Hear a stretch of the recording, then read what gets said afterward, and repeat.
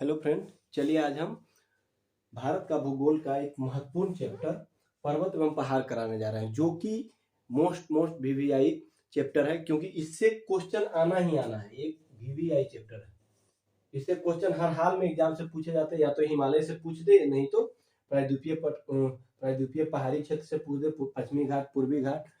तो इसमें बहुत सारे फैक्ट हैं, वो फैक्ट आपको एकदम एक एक करके क्लियर करवा देंगे।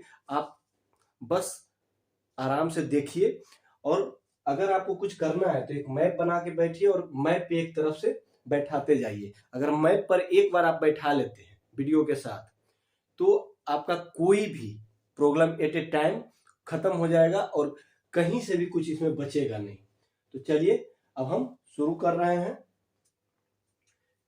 चलिए हिमालय से शुरू करते हैं। सबसे पहले तो ये जान लेते हैं कि हिमालय की उत्पत्ति हुई कैसे। आप अगर पहले वाला वीडियो नहीं देखें तो जरूर देख लीजिए, उससे आपको पता लग जाएगा कि इस मैप में कहाँ पे क्या है। मतलब आपको ये पूरे भारत दर्शन हो जाएंगे कि भारत में कहाँ क्या है, कौन सा स्टेट क्या है, और वही में अभी आगे चल रहे हैं। एक ढंग से ये भारत दर्शन ही है।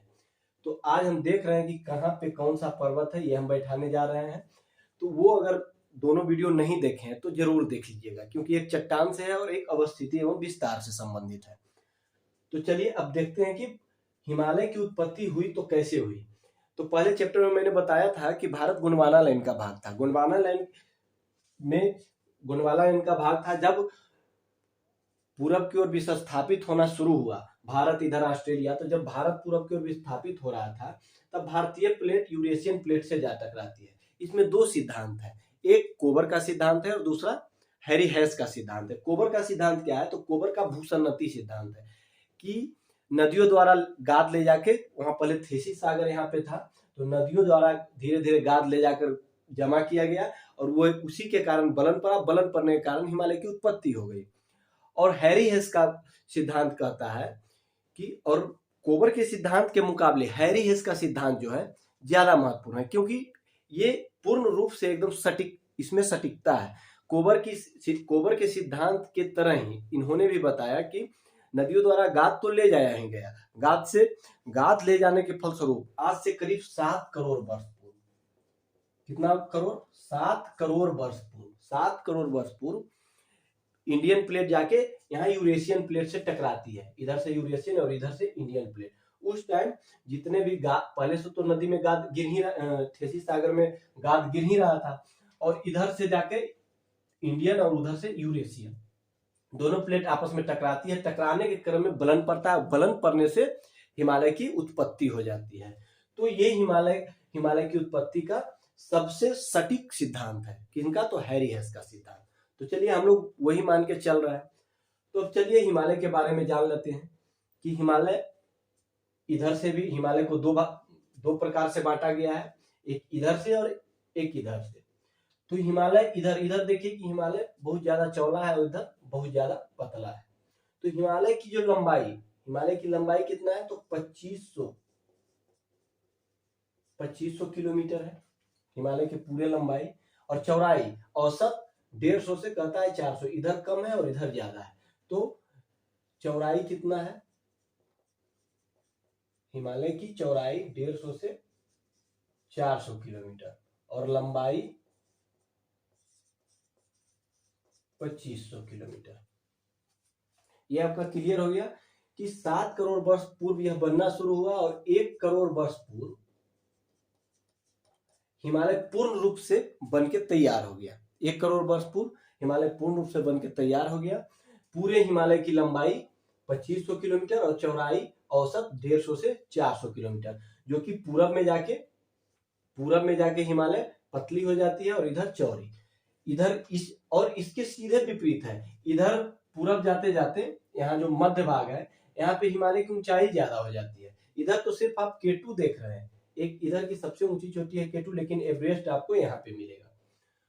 तो अब देखते हैं कि हिमालय इधर से 4 प्रकार के, कि सबसे बाहर यानी सबसे उस पार का हिमालय। क्या उस पार? मतलब ट्रांस हिमालय। सबसे पहले ये कौन है? तो उस पार का हिमालय, ट्रांस हिमालय। ट्रांस हिमालय में कौन कौन सा पर्वत है जिसे कि हमें मूल रूप से पढ़ना है? तो यहाँ काराकोरम है, जास्कर, लद्दाख और जास्कर, काराकोरम, लद्दाख और जास्कर। काराकोरम हो गया। काराकोरम में ही केटू है, जो कि भारत की सबसे ऊंची चोटी। अगर एग्जाम में बार बार पहले पूछता था, अब तो ये सब नॉर्मल क्वेश्चन हो गया, लेकिन यहाँ पे एक फंसाने वाला है कि भारत की सबसे ऊंची चोटी केटू, लेकिन भारत में अवस्थित केटू तो आज पीओके का भाग है, पीओके का भाग है केटू, लेकिन भारत में अवस्थित सबसे ऊंची चोटी कौन है? तो कंचनजंगा है, 8598, लेकिन ये 8611 मीटर है। केटू की ऊंचाई कितनी है? तो 8611 मीटर। और केटू को गौरी नंदा भी कहा जाता है। केटू को क्या कहा जाता है? तो गौरी नंदा भी कहा जाता है। और काराकोरम श्रेणी, काराकोरम श्रेणी यानी ट्रांस हिमालय, ट्रांस हिमालय की उत्पत्ति किस काल में हुई थी? तो टर्शियरी काल में। सबसे पहले जब हिमालय बनना शुरू हुआ था, तो सबसे पहले ट्रांस हिमालय ही बना था, यानी टर्शियरी काल में। कब हुई थी? तो टर्शियरी काल में हुई थी। तो देख लिए कि हिमालय, हिमालय क्या है? तो एक नवीन और मोरदार पर्वत है। हिमालय नवीन और मोरदार पर्वत है। हिमालय को दो सिद्धांत क्लियर करते हैं, कोबर का भूसन्नति सिद्धांत और हैरिहस का प्लेट विवर्तनिक सिद्धांत। हैरिहस का प्लेट विवर्तनिक सिद्धांत, इसकी लंबाई 2500 किलोमीटर है, चौड़ाई 150 से 400 किलोमीटर है। काराकोरम श्रेणी को क्या कहा जाता है? काराकोरम श्रेणी को एशिया का रीढ़ भी कहा जाता है। क्यों काराकोरम श्रेणी को एशिया का रीढ़ भी कहा जाता है? क्योंकि यहाँ पे देखिए, काराकोरम श्रेणी इधर से गया है, इधर से हिंदू कुश पर्वतमाला आई है, और इधर से कुनलुन श्रेणी आई है। तीनों मिलके यहाँ पे पामीर के गांठ में जाके मिल जाती है। ये पामीर का पठार यहाँ पे है, तो इसे हम पामीर का गांठ भी कहते हैं, पामीर का गांठ कहते हैं। और ये तीनों मिलके यहीं पे मिलती है, काराकोरम, कुनलुन और हिंदू कुश, ये तीनों पर्वत। और यहाँ पे देख लीजिए आपका नंगा पर्वत, यहीं से हिमालय की शुरू हो जाती है। अब कहिए कि नवीन मोरदार पर्वत इसको क्यों? नवीन मोरदार इसलिए क्योंकि अभी भी हिमालय बढ़ रहा है, अभी भी एक युवा पर्वत है हिमालय, क्योंकि अभी भी ये धीरे धीरे बढ़ रही है। और ये मोरदार है, यहां से देखिए नंगा पर्वत से शुरू होती है और यहाँ नामचा वर्मा में जाके फिर मुड़ जाती है। तो ये पर्वत, हिमालय पर्वत यहाँ अंडमान निकोबार तक है, लेकिन अभी मूल रूप से यहाँ तक इसकी ऊंचाई भारत में है। तो भारत में 2500 किलोमीटर यहाँ से यहाँ तक मापा गया है। इसको कितना मापा गया है? तो 2500 किलोमीटर।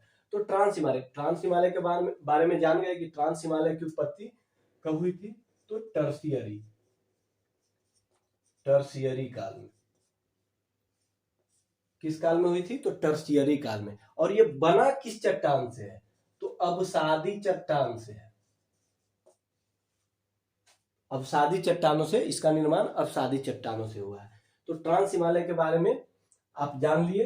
ट्रांस हिमालय में अगर पूछा जाए कि ट्रांस हिमालय की मुख्य चोटी जो है, इसमें आपको कंफ्यूज करेगा बार बार एग्जामों में कि उत्तर से दक्षिण और दक्षिण से उत्तर। तो ऊपर से चले हम काराकोरम, लद्दाख और जास्कर। काराकोरम, लद्दाख और जास्कर। देखिए काराकोरम ही आगे जाके यहाँ पे कैलाश श्रेणी का निर्माण करती है। मतलब कैलाश श्रेणी, और यहाँ पे कैलाश श्रेणी है, कैलाश श्रेणी, और यहीं पे पास में काराकोरम है। तो काराकोरम ही जाके वहां, काराकोरम का विस्तार मूल रूप से कहें तो कैलाश श्रेणी तक है। काराकोरम का विस्तार मूल रूप से कैलाश श्रेणी तक है।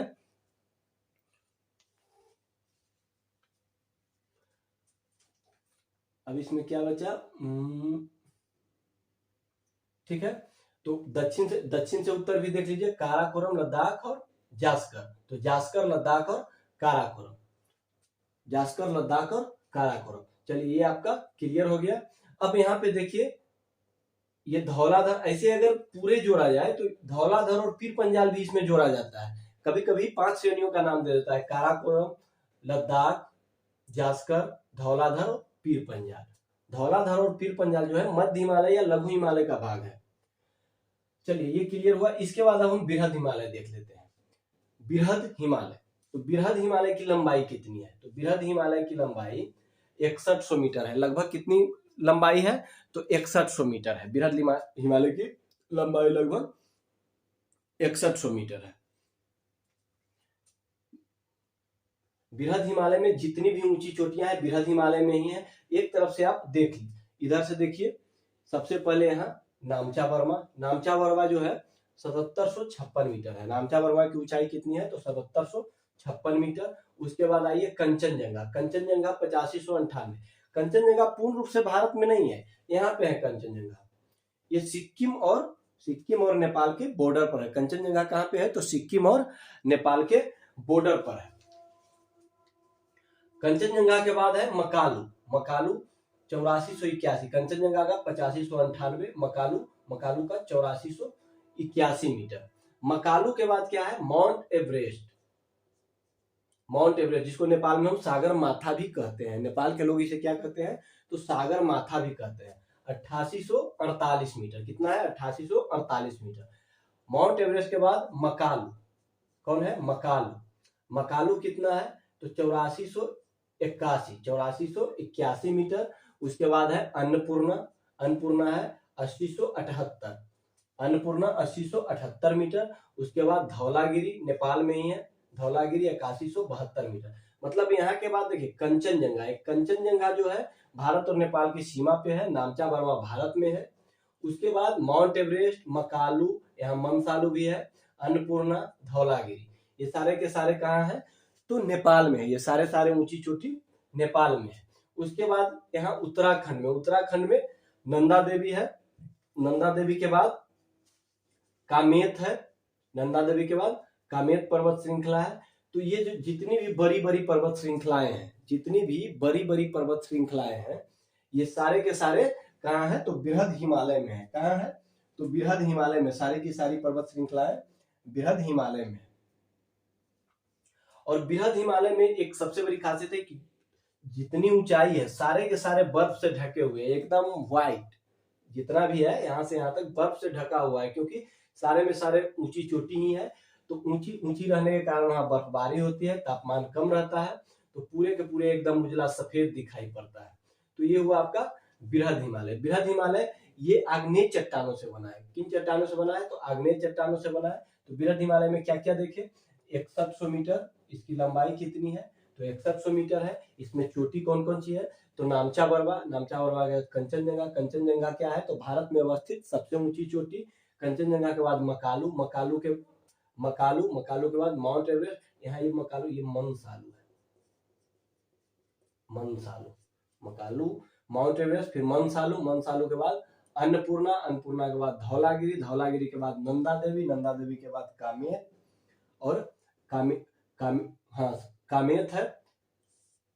उसके बाद इधर कोई वैसा पर्वत श्रृंखला नहीं है जिसको कि हम याद करें। तो ये पूरे के पूरे क्लियर हो गया आपका बृहद हिमालय। अब मध्य या लघु हिमालय, ये जो है मध्य या लघु हिमालय में कौन? धौलाधर और पीर पंजाल श्रेणी कौन कौन है?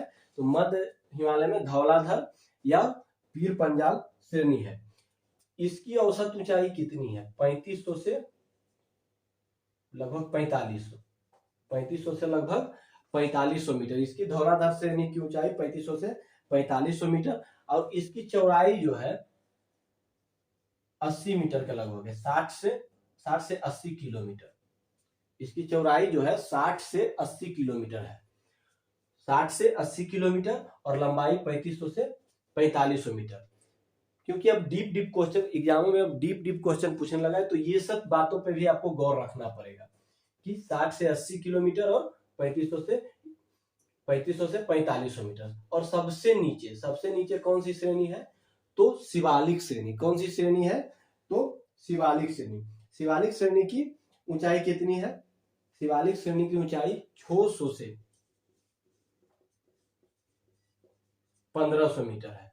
कितनी है? तो 600 से 1500 मीटर है। और ये पूरे शिवालिक श्रेणी बजरी कंकर, ये बजरी कंकर आए यहाँ कहां से?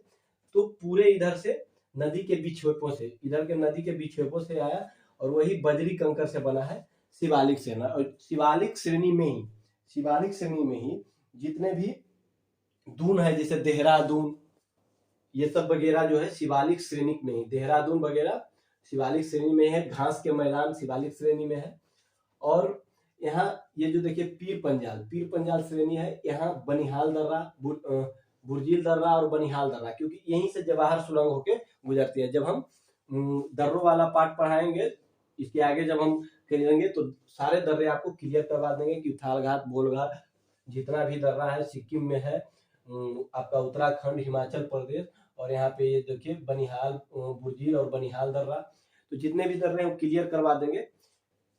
तो पीर पंजाल श्रेणी में, क्योंकि जम्मू कश्मीर जाने के लिए आपको पीर पंजाल श्रेणी से ही गुजरना पड़ेगा। फिर बताएंगे कि यहाँ से यहाँ जाने के लिए कितने दर्रों से गुजरना पड़ेगा, एक एक फैक्ट उसमें भी क्लियर करवाएंगे। तो अभी आपका क्लियर हो गया ट्रांस हिमालय, बृहत हिमालय, लघु हिमालय या मध्य हिमालय, शिवालिक हिमालय, 4 हिमालय। इस तरफ से 4 हिमालय काट दिए। यहाँ से देखिए काराकोरम श्रेणी, लद्दाख श्रेणी, जास्कर श्रेणी, उसके बाद धौलाधर, तब पीर पंजाल। काराकोरम, लद्दाख, जास्कर, धौलाधर और पीर पंजाल। चलिए ये तो हो गया हिमालय का ऐसे से ऐसे मुख्य भाग। अब हिमालय को नदियों की दृष्टि से बांटा गया है। कैसे बांटा गया है? तो नदियों की दृष्टि से। इधर से एक बार बांट के चलते हैं। इसमें देखते हैं कि अब क्या क्या है। तो सबसे पहले है कश्मीर हिमालय। कश्मीर हिमालय कहें या उसको पंजाब हिमालय भी कह सकते हैं। कश्मीर हिमालय या पंजाब। तो कहता है कि कश्मीर हिमालय या पंजाब हिमालय कहां से कहां तक है? तो सिंधु नदी से लेके यहाँ पे सिंधु नदी प्रवेश करती है लगभग, यहाँ पे सिंधु नदी और यहाँ पे सतलज नदी। तो सिंधु नदी यहाँ से यहाँ चल जाती है, यहाँ से यहाँ चली जाती है। तो सिंधु से सतलज के बीच में, सतलज भी यहाँ से ऐसे घूम जाती है। तो सिंधु से सतलज के बीच में जो हिमालय है उसे क्या कहते हैं? कश्मीर हिमालय या उसे क्या कहते हैं? कश्मीर हिमालय या पंजाब हिमालय कहते हैं। इसकी लंबाई लगभग 560 किलोमीटर। कितना है? तो 560 किलोमीटर है। अब इसमें ये चीज ध्यान दीजिए कि इसमें कौन कौन से चोटी है। तो काराकोरम, लद्दाख, जास्कर ये सब उसी में है। आप इधर देखिए कैलाश श्रेणी है। तो ये इसमें तो हम जोड़ेंगे नहीं क्योंकि ये ट्रांस हिमालय में, जो भारत में है इसे देखना है। तो काराकोरम, लद्दाख, जास्कर, ये तो काराकोरम, लद्दाख, जास्कर तो ये भी तो ट्रांस हिमालय में, सॉरी ये भी तो ट्रांस हिमालय में ही चला गया आपका। ये कश्मीर हिमालय में सिंधु से सतलज। तो सिंधु से सतलज के बीच में आपका कोई वैसा कुछ नहीं, पीर पंजाल बीच में आ जाएगा और कुछ वैसा है नहीं।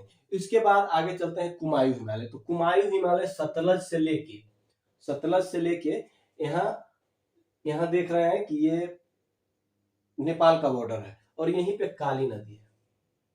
सतलज से काली नदी तक, सतलज से काली नदी तक क्या है? तो नेपाल हिमालय है, कुमायूं हिमालय। सतलज से काली नदी तक कुमायूं हिमालय। इसकी कुल चौड़ाई कितनी है? तो 320। यहां ही लिख देते हैं क्लियर से, कुमायूं हिमालय 320 किलोमीटर। ये कहां से कहां तक है? तो ये सतलज से काली तक। कुमायूं हिमालय से पहले पंजाब हिमालय या कश्मीर हिमालय, ये 560 किलोमीटर सिंधु से सतलज के बीच। मैप से फायदा ये है कि ये दिमाग में आपका आ जाएगा। जहां भी एग्जाम में थोड़ा सा दिमाग पे जोर दीजिएगा, आ जाएगा कि नहीं भाई सबसे ऊपर सिंधु था, सिंधु के बाद सतलज, सतलज के बाद नीचे काली नदी। अब काली के बाद अब यहाँ देखिए नेपाल हिमालय। अब कौन सा हिमालय है? तो नेपाल हिमालय। यहाँ काली से यहाँ तीस्ता, सिक्किम के पास से तीस्ता निकलती है। तो नेपाल हिमालय काली से तीस्ता तक, ये लगभग 800 किलोमीटर। काली से तीस्ता तक।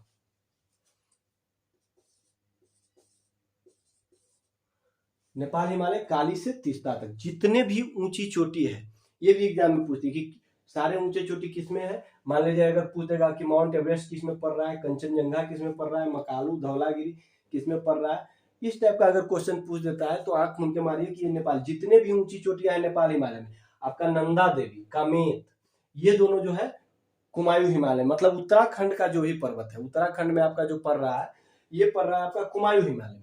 लेकिन जो भी यहाँ पे पड़ रहा है जितना भी नेपाल हिमालय में, क्योंकि सबसे ऊंची चोटी यहाँ पे नेपाल हिमालय में ही है। यहाँ कंचनजंगा से शुरू कीजिए धौलागिरी तक, कंचनजंगा से कंचनजंगा, मकालू, माउंट एवरेस्ट, मनसालू, अन्नपूर्णा, धौलागिरी सब नेपाल हिमालय में। अब नेपाल हिमालय के बाद यहाँ चौथा है, नेपाल हिमालय के बाद कौन सा हिमालय है? तो असम हिमालय। यहाँ असम का क्षेत्र है, तो असम हिमालय ये तीस्ता नदी से यहाँ पे ब्रह्मपुत्र नदी यहाँ से प्रवेश करती है। तो तीस्ता से ब्रह्मपुत्र नदी तक असम हिमालय, असम हिमालय क्या है, असम हिमालय तीस्ता से ब्रह्मपुत्र नदी तक, तो ये भी लगभग 750 किलोमीटर, ये भी लगभग 750 किलोमीटर।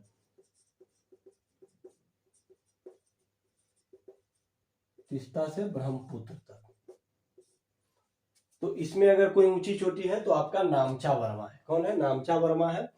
तो ये आपका यहाँ से यहाँ तक अब क्लियर। अब इसमें कोई फैक्ट हमको तो दिख नहीं रहा है, कोई भी किसी भी प्रकार का फैक्ट छोड़े नहीं, क्योंकि ये ट्रांस हिमालय, ट्रांस हिमालय के बाद बृहत हिमालय, बृहत हिमालय के बाद लघु हिमालय, लघु हिमालय के बाद शिवालिक श्रेणी। ऊपर से देखें तो काराकोरम, काराकोरम के बाद लद्दाख, लद्दाख के बाद जास्कर, जास्कर के बाद नीचे धौलाधर, धौलाधर के बाद पीर पंजाब। काराकोरम श्रेणी में ही पीओके में क्या है तो गॉडविन ऑस्टिन है, जो कि गॉडविन ऑस्टिन से गॉडविन ऑस्टिन यानी केटू कहें, केटू कहें या गौरीनंदा कहें, गौरीनंदा भी इसको कहा जाता है। ये आपका पीओके में पड़ रहा है। भारत की सबसे ऊंची चोटी है, लेकिन भारत में अवस्थित सबसे ऊंची चोटी कहा जाए तो कंचनजंगा है। ये आपका इधर का क्लियर हो गया। फिर यहाँ देखिए कि हिमालय की पूरे यहाँ बता दिए हैं, लंबाई 2500 किलोमीटर, औसत चौड़ाई 150 से 400 किलोमीटर। हिमालय की उत्पत्ति 7 करोड़ वर्ष शुरू हुआ और 1 करोड़ वर्ष पूर्ण रूप से तैयार हो गया है। मतलब जो भी आज का ढांचा है उस ढांचा में परिवर्तित, लेकिन बढ़ तो अभी भी रहा है। इधर से अगर हिमालय की ऊंचाई की दृष्टि से देखें तो एक तरफ से इधर से देख लें, पूरब से पश्चिम की तरफ, पूरब से पश्चिम की तरफ, ऐसे भी क्वेश्चन आता है। तो सबसे पहले नामचा वर्मा, नामचा वर्मा के बाद कंचनजंगा जो कि भारत में अवस्थित सबसे ऊंची चोटी है। उसके बाद मकालू, मकालू के बाद माउंट एवरेस्ट हिमालय की सबसे ऊंची चोटी। उसके बाद मनसालू, मनसालू के बाद अन्नपूर्णा, अन्नपूर्णा के बाद धौलागिरी। उसके बाद नंदा देवी और कामेत, नंदा देवी और कामेत ये दोनों पर्वत जो है उत्तराखंड में है। तो चलिए ये आपका क्लियर हो गया। अब हिमालय का जो भी पार्ट है क्लियर करवा दिए, अब आगे बढ़िए। अब इधर उसके बाद सबसे पहले मिल रहा है कौन तो अरावली। कौन सा पर्वत मिल रहा है तो अरावली। अरावली गुजरात के पालमपुर से लेकर दिल्ली तक है। अरावली का विस्तार कितना है तो गुजरात के पालमपुर से लेकर दिल्ली तक है, लगभग 800 किलोमीटर, जो कि आपका नेपाल हिमालय का भाग है। तो लगभग 800 किलोमीटर अरावली की लंबाई है। अरावली विश्व के सबसे पुराने पर्वतों में से एक है। अरावली पूर्ण रूप से बहुत ऊंची पर्वत थी, जो कि अब धीरे धीरे अपरदन के कारण धंसते भसते अब नीची होती जा रही है। और अरावली देखिए एकदम सीधा, इधर से मानसून घुसती है और मानसून इसको दो भागों में चीरती हुई निकल जाती है, लेकिन यहाँ बरसती नहीं, क्योंकि ये एकदम मानसून के समानांतर है। तो अरावली से नहीं, क्योंकि यहीं पे पूरा का पूरा ये राजस्थान जो है मरुस्थल है। तो यही राजस्थान के गुजरात के पालमपुर से पूरे राजस्थान होते दिल्ली तक है। कहाँ तक है अरावली श्रेणी तो दिल्ली तक है। अरावली की सबसे ऊंची चोटी गुरु शिखर। इन चीजों पे ध्यान रखना है कि किसकी सबसे ऊंची चोटी कौन सा है तो गुरु शिखर। अरावली की सबसे ऊंची चोटी गुरु शिखर 1722 किलोमीटर। इसका ये ध्यान जरूर रखिएगा कि इसकी लंबाई ऊंचाई कितनी है तो गुरु शिखर अरावली की सबसे ऊंची चोटी 1700, इसकी पूरी ऊंचाई कितनी है तो 1722 किलोमीटर। ठीक है, अरावली की सबसे ऊंची चोटी यहाँ पे है गुरु शिखर 1722 किलोमीटर। उसके बाद आगे चलते हैं तो यहाँ कच्छ हिल्स है। कच्छ हिल्स, यहाँ कच्छ का रण है, यहीं पे कच्छ हिल्स है। तो ये समझने में कोई दिक्कत, गुजरात में कच्छ हिल्स है। गिर पर्वत भी आपका गुजरात में हो गया। ये दोनों आपको ऐसे ही पता लग जाएगा कि कच्छ की खाड़ी गुजरात में है और गिर यानी ये गिर अति उद्यान भी है। तो गिर पर्वत आपका गुजरात में है। चलिए इससे अब आगे चलते हैं। यहाँ पे देखिए विंध्याचल पर्वत। विंध्याचल पर्वत, यहाँ विंध्याचल, सतपुरा की सबसे ऊंची चोटी धूपगढ़ है जो 1350 किलोमीटर है। ये आगे जाके महादेव और मैकाल पहाड़ी पे ही अमरकंटक है जो कि 1064। अब सबको एक में हम लपेट रहे हैं। क्यों लपेट रहे हैं? क्योंकि सबका एक दूसरे से संबंध है। देखिए संबंध कैसे है सो बताते हैं। यहाँ विंध्याचल पर्वत है, विंध्याचल पर्वत और सतपुरा श्रेणी, यहीं पे महादेव, ये सबके सब ब्लॉक पर्वत, जिसे भ्रंश पर्वत कहते हैं। ब्लॉक पर्वत का मतलब क्या हुआ कि कहीं का जमीन है एकाएक नीचे धंस जाए, ये ऊंचा वाला भाग जो है ये पहाड़ जैसा हो गया, या हम यहाँ पे खड़े हैं दोनों तरफ से धंस जाए, ये वाला ऊंचा वाला पहाड़ हो जाए, ये दोनों तरफ के बीच वाला जमीन मतलब जैसे भी धंसे उसे ही भ्रंश पर्वत या ब्लॉक पर्वत कहते हैं। तो विंध्याचल, सतपुड़ा, महादेव ये सब भ्रंश पर्वत का ही उदाहरण है। और यहाँ से देखिए ये मैकाल श्रेणी को किस लिए इसमें जोड़े, मैकाल श्रेणी पे ही अमरकंटक है, इसकी सबसे ऊंची चोटी मैकाल श्रेणी की अमरकंटक 1064, कितना है तो 1064 मीटर है, यहाँ मीटर होगा 1722 मीटर गुरु शिखर की, तो यहाँ 1064 मीटर है अमरकंटक। अमरकंटक से ही इधर नर्मदा निकलती है जो कि अरब सागर में आके गिरती है, और इधर सोन निकलती है। दो महत्वपूर्ण नदियां, दो महत्वपूर्ण, एक जो सोन निकल के यहाँ गंगा में गिर जाती है और एक नर्मदा निकल के अमरकंटक में गिर जाती है। तो ये नदी अभी क्यों बता रहे हैं, नदी हम इसे बताने नहीं जा रहे हैं, नदी बताने का कारण है कि ये नदी यहाँ से निकलती है, निकल के नर्मदा, और यहाँ से ताप्ती निकलती है। तो ये नर्मदा जो है विंध्याचल और सतपुड़ा श्रेणी के बीच से निकलती है। कहां से निकलती है तो विंध्याचल और सतपुड़ा श्रेणी के बीच से यहाँ से नर्मदा निकलती है, और यहाँ से ताप्ती निकलती है। तो सतपुड़ा श्रेणी जो है नर्मदा और ताप्ती के बीच में है, नर्मदा और ताप्ती के बीच में। यहाँ याद करना बहुत ही आसान है, ये विंध्याचल पर्वत। तो विंध्याचल पर्वत है कहाँ का, ये भी बात है कि विंध्याचल पर्वत का विस्तार कहाँ तक है।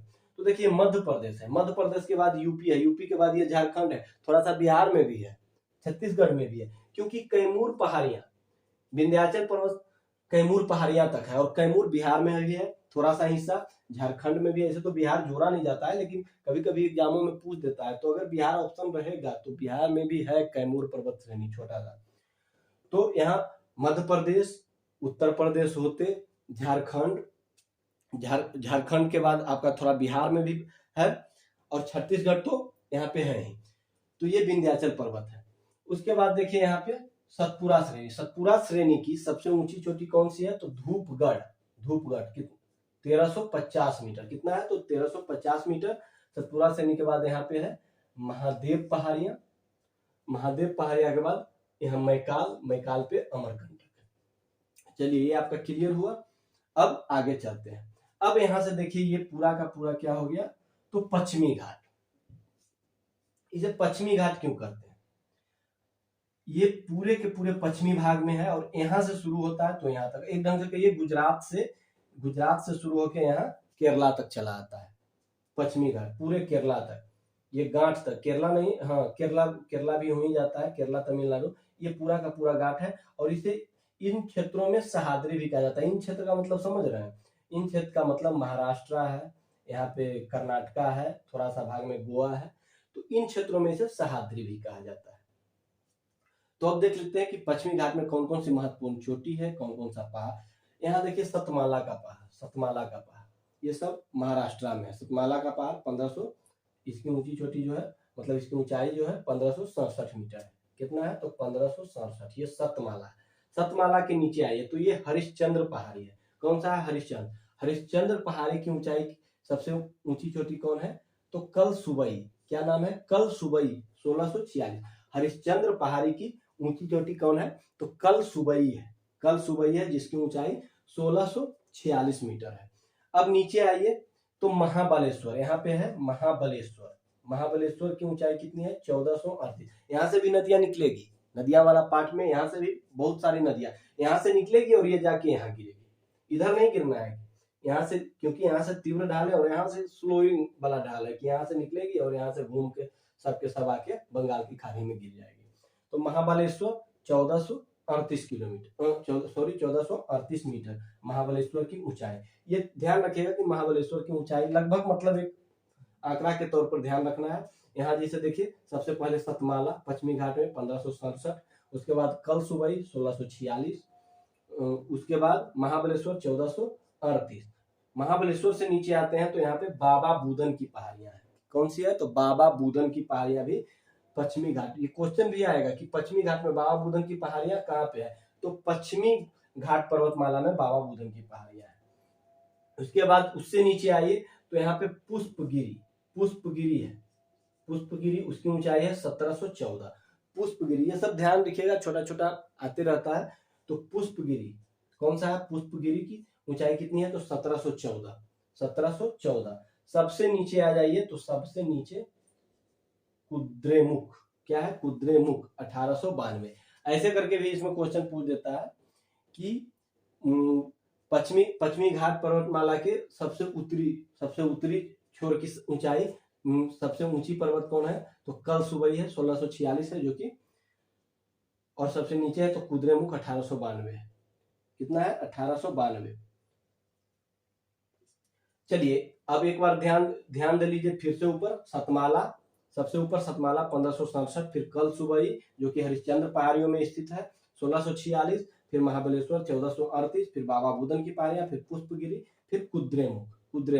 पूरे पश्चिमी घाट की यहाँ से यहाँ की लंबाई कितनी है तो 1600 किलोमीटर। पश्चिमी घाट की पूरे की लंबाई कितनी है तो 1600 किलोमीटर। इसमें से एक नया क्वेश्चन अब आजकल पूछने लगा है कि पश्चिमी घाट को कितने डिग्री अक्षांश दो बराबर भागों में बांटती है, तो इसको दो बराबर भागों में यहाँ से 16 डिग्री अक्षांश, कितनी तो 16 डिग्री अक्षांश पश्चिमी घाट को दो बराबर भागों में बांटती है। कितना तो 16 डिग्री अक्षांश दो बराबर भागों में बांटती है।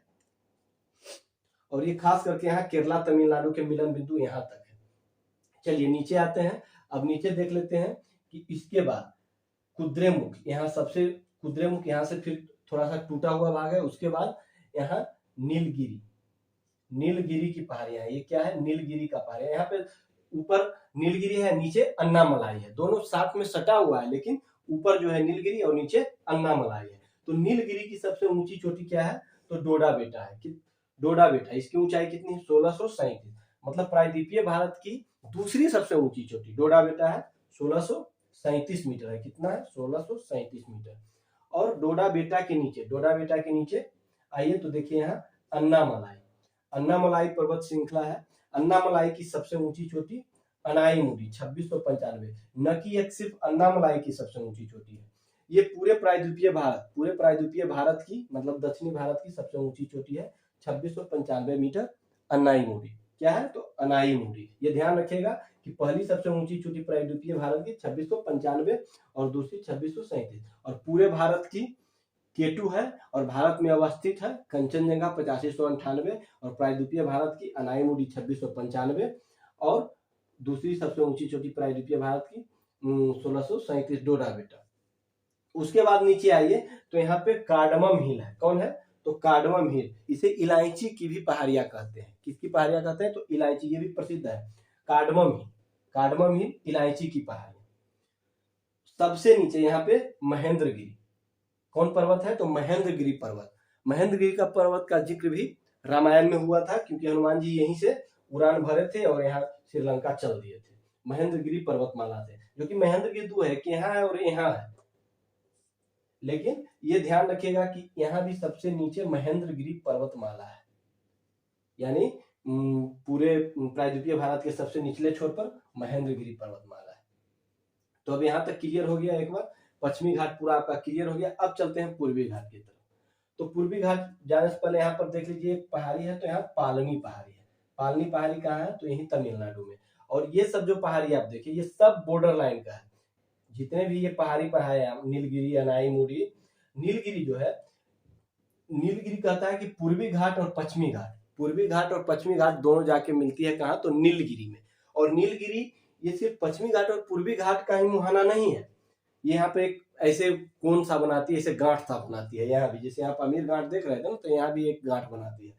ये नीलगिरी पर्वतमाला इधर से 3 स्टेट का ये मुख भी है, मतलब मेन पॉइंट बिंदु है। इधर से कर्नाटका, इधर से केरला और इधर से तमिलनाडु, ये तीनों का भी ये भी ध्यान रखिएगा कि तीनों का मुख्य बिंदु क्या है तो नीलगिरी है। नीलगिरी इधर से केरला, कर्नाटका, केरला और तमिलनाडु का है। चलिए तो फिर यहीं पे अब शुरू करते हैं। ये पालनी है तमिलनाडु में, सेवराई पहाड़ियां तमिलनाडु में, ये पूर्वी घाट है। पूर्वी घाट की लगभग लंबाई आपका 1300 से 1800 किलोमीटर बोला जाता है। ऐसे तो लगभग 1300 किलोमीटर ही इसकी पूरी लंबाई पूर्वी घाट की। कुछ बुक में नहीं 1800 मीटर पूर्वी घाट की 1800 किलोमीटर। पूर्वी घाट की पूरे लंबाई 1800 किलोमीटर और पश्चिमी घाट की 1600 किलोमीटर। तो यहाँ देखिए सेवराई पहाड़ियां, सेबराई पहाड़िया के बाद जवादी पहाड़िया, यहाँ पे जवादी, ये भी तमिलनाडु में है। यहाँ तक देखिए तमिलनाडु में कौन कौन है, पालनी, सेबराय और जवादी, ये तीनों पहाड़ियां कहाँ है, तो तमिलनाडु में। ये ध्यान दीजिएगा, यहाँ ये तीन पहाड़ियां, ये तीन पहाड़ियां जो है तमिलनाडु में है। ये देखिए बेलीकोंडा पहाड़ी और नल्ला मल्ला हिल्स, बेलीकोंडा पहाड़ी और नल्ला मल्ला हिल्स, ये आपका आंध्र प्रदेश में हो गया, ये आंध्र प्रदेश में, आंध्र प्रदेश में।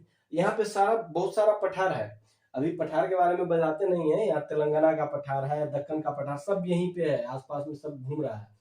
सारे के सारे पठार भी पढ़ा देंगे अगले चैप्टर में। तो अभी पहाड़ वाला क्लियर कर लीजिए। यहाँ पालनी पहाड़िया, सेबराय पहाड़िया और जवादी पहाड़िया, ये कहाँ है, तो तमिलनाडु में है। कहाँ है, तमिलनाडु में। उसके बाद बेलीकोंडा पहाड़ी और नल्ला मल्ला हिल्स, बेलीकोंडा पहाड़ी और नल्ला मल्ला हिल्स आंध्र प्रदेश में है। इससे आगे आइए, यहाँ पर बेलाडीला, ये क्या है, अरोयाकोंडा, अरोयाकोंडा, अरोयाकोंडा पर ही, अरोयाकोंडा पर ही है महेंद्रगिरी, जो कि 1501 किलोमीटर 1501 मीटर है। ऐसे पहले तो कहा जाता था कि पूर्वी घाट पर्वतमाला की सबसे ऊंची चोटी कौन है, तो महेंद्रगिरी है, लेकिन अब ऐसा नहीं है। अब यहाँ पे है अरमोकोंडा, क्या नाम है, अरमोकोंडा, या इसे विशाखापट्टनम श्रेणी भी कहा जाता है, अरमोकोंडा श्रेणी या विशाखापट्टनम, 1680 मीटर। अगर आपको ऑप्शन में अरमोकोंडा पूछ देता है तो आंख उनकी इसको मारिए, अगर अरमोकोंडा नहीं है तब महेंद्रगिरी को मारेंगे। पूर्वी घाट की सबसे ऊंची चोटी में अगर ऑप्शन में अरमाकोंडा या विशाखापट्टनम श्रेणी पूछे तो उसमें मार दीजिए, और नहीं तो महेंद्रगिरी में मार दीजिए। उसके बाद यहाँ पे मलयगिरी है, मलयगिरी आपका उड़ीसा में है, 1187 मीटर, मलयगिरी की ऊंचाई 1187 मीटर। उसके बाद फिर राजमहल की पहाड़ियां, यहीं पे पारसनाथ का सारा ये पठार वगैरह है। तो ये पारसनाथ की चोटी वगैरह भी हम जब पठार करवाएंगे तो आपको क्लियर करवा देंगे। चलिए अब एक बार फिर से देख लेते हैं, यहाँ से नीचे से ये कौन कौन है, तो पालनी पहाड़िया, सेबराय, जवादी तमिलनाडु में, बेलीकोंडा और नल्ला मल्ला हिल्स आंध्र प्रदेश में। उसके बाद अरायोकोंडा, ये भी आंध्र प्रदेश का ही है। बेलाडीला, महेंद्रगिरी पर्वतमाला 1501 मीटर, जो कि पहले था सबसे ऊंची चोटी, लेकिन अब अरमाकोंडा पाया जाता है कि अरमाकोंडा विशाखापट्टनम में 1680 मीटर है। उसके बाद मलयगिरी उड़ीसा में 1187, फिर राजमहल की पहाड़ियां यही पश्चिम बंगाल झारखंड के स्थान पे है, तो राजमहल की पहाड़ियां।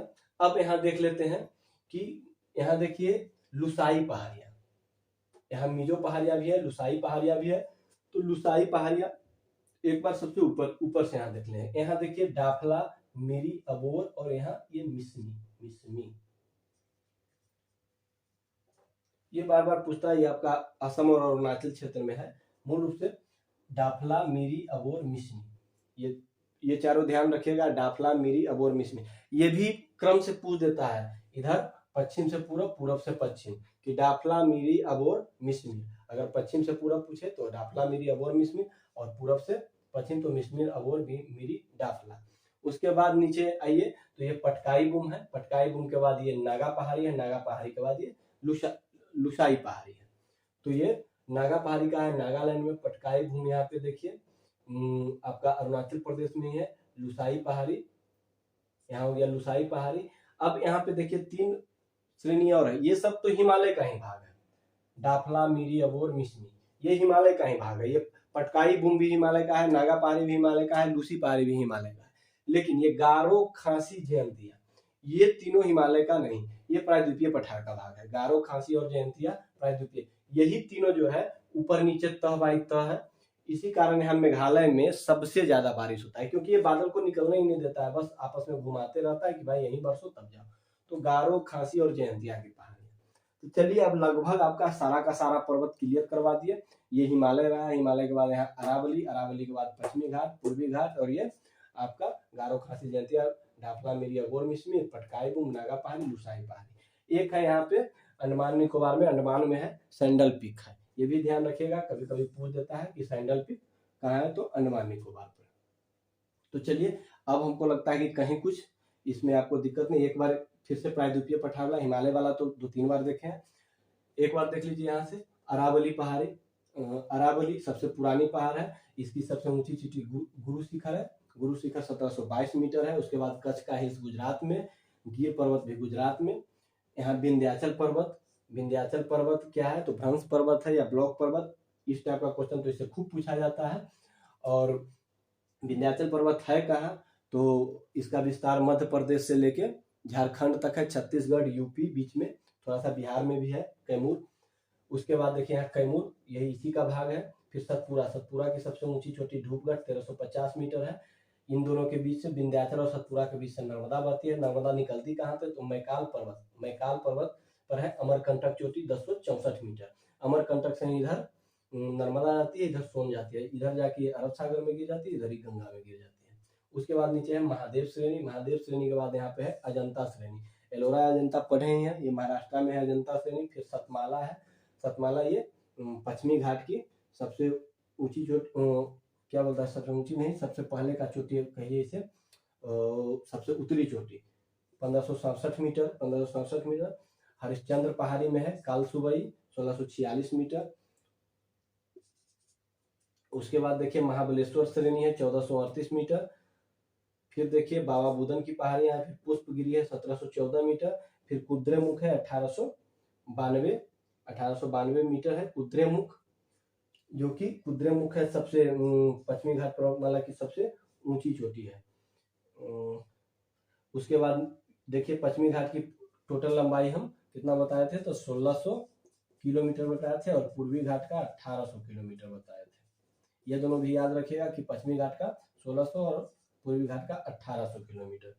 उसके बाद देखिए यहाँ पे पूर्वी घाट और पश्चिमी घाट एक गांठ बनाती है नीलगिरी की पहाड़ियां में। नीलगिरी की सबसे ऊंची चोटी डोडा बेटा 2637 है, जो कि प्रायद्वीपीय भारत की दूसरी सबसे ऊंची चोटी है। उसके नीचे आइए अन्नामलाई पर्वत है, अन्नामलाई के पास में है अनाईमुड़ी 2695 मीटर। अन्नामलाई की सबसे ऊंची चोटी अनाईमुड़ी 2695, यही प्रायद्वीपीय भारत की सबसे ऊंची चोटी है अन्नामलाई। उसके नीचे आइए तो यहाँ पे कार्डमम हिल, जिसे हम इलायची की पहाड़ियां भी कहते हैं। उससे नीचे यहाँ महेंद्रगिरी, जो कि बताए थे कि यहीं से हनुमान जी कहाँ गए थे तो श्रीलंका गए थे। उसके बाद यहाँ देखिए पालनी, सेवराय और जवादी की पहाड़ियां, ये पूर्वी घाट में आ गए। पूर्वी घाट की टोटल लंबाई 1800 किलोमीटर है। तो पालनी, सेवराय और जवादी पहाड़ियां तमिलनाडु में है।